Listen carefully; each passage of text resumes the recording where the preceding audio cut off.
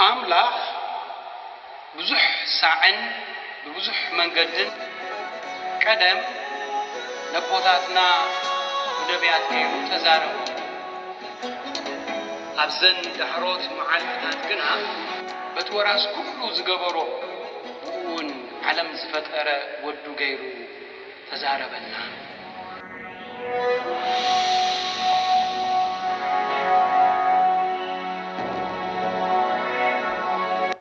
ناي علطو أبناي لاتين قداس يزنبام نبابات قال أملاخ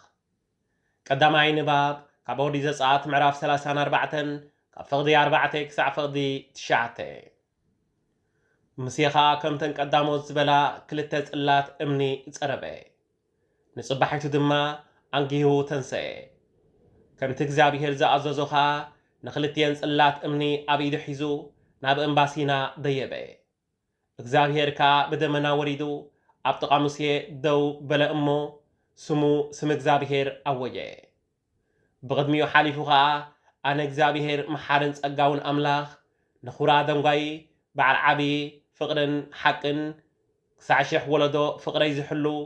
ዓመፅን ምፍራስ ሕግን ሓጢያትን ይቕረ ዝብል ግናኸ ንበዳልኸ ይቐፅዓኩ ዘይሓድጎ ሓጢያት ኣቦታት እኳ ደኣ ኣብ ደቅን ክሳዕ ሳልሳይን ራብዓይን ወለዶ ዝቐፅዕ ዕየ እናበለ ኣወጀ ሙሴ ድማ ቀጢፉ ኣብ ምድሪ ፍግም ኢሉ ሰገደ ከምዚ ስዕብ እናበለኻ ጸለየ ቦይታይ ኣብ ዓይንኻ እንተዳ ጸጋ ረኺበስ በጃኻ ንስኻ ምሳና ኺድ እዚ ህዝቢ እዚ ተሪር ክሳድ እኳ እንተኾነ ዓመፅናን ሓጢያትናን ይቕበለልና ህዝብኻ ጌርካ ከዓ ተቐበለና ካላይ ንባብ ካብ ትንቢት ዳንኤል ምዕራፍ 3 ካብ ፍቕዲ 52 ክሳዕ ፍቕዲ 56 ኦ እግዚአብሔር ኣምላኽ ኣቦታትና ንዘለዓለም ምስጉንን ልዕሉን ኢኻ እሞ ነመስግነካ ኣሎና ክቡርን ቅዱስን ዝኾነ ስምካ ንዘለዓለም ኣዝዩ ምስጉንን ልዕሉን እዩ እሞ ነመስግኖ ኣሎና ንስኻ ንዘለዓለም ልዕሉን ኣዝይኻ ክቡርን ኢኻ እሞ ኣብቲ ቅዱስ ተባሂልካ እትርከበሉ ቤት መቕደስካ ኮይና ነመስግነካ ኣሎና ንስኻ ኣብ ልዕሊ ክሩቤል ተቐሚጥካ መዓሙ ቀለያት እትርኢ ንዘለዓለም ክቡርን ኣዝይኻ ልዕሉን ኢኻ እሞ ነመስግነካ ኣሎና ንስኻ ኣብ ዝፋን መንግስትኻ ዘለኻ ንዘለዓለም ልዕሉን ኣዝይኻ ምስጉንን ኢኻ እሞ ነመስግነካ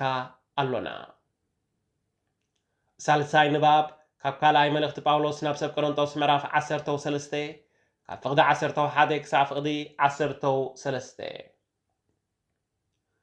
ብዝተረፈ ኣሕዋተይ ደሓን ኩኑ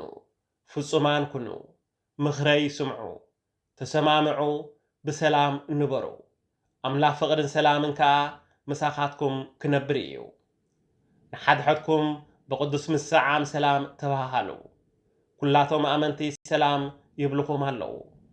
ጸጋ ጎይታና ኢየሱስ ክርስቶስን ፍቅሪ ኣምላኽን ሕብረት መንፈስ ቅዱስን ምስ ኩልኻትኩም ይኹን ራብዓይ ንባብ ካብ ወንጌል ዮሐንስ ምዕራፍ 3 ካብ ፍቕዲ 16 ክሳዕ ፍቕዲ 18 በቲ ሓደ ወዱ ዝኣመነ ዘበለ ኩሉ ናይ ዘለዓለም ህይወት ምእንቲ ክረክብ እምበር ከይጠፍእሲ ኣምላኽ ንወዱ በጃ ክሳዕ ክንድዚ ንዓለም ኣፍቀራ ምኽንያቱ ኣምላኽ ንወዱ ናብ ዓለም ዝለኣኾ ዓለም ብኡ ምእንቲ ክድሕን እምበር ንዓለም ክፈርድ ኢሉ ኣይኮነን እቲ ብኡ ዝኣምን ኣይፍረዶን እዩ እቲ ብኣኡ ዘይኣምን ግና ብሓደ ወዲ ኣምላኽ ስለ ዘይኣመነ ድሮ ተፈሪድዎ እዩ እዚ ቃል እግዚአብሔር ኣምላኽ እዩ ቃል እግዚአብሔር ኣምላኽ ተመስገነ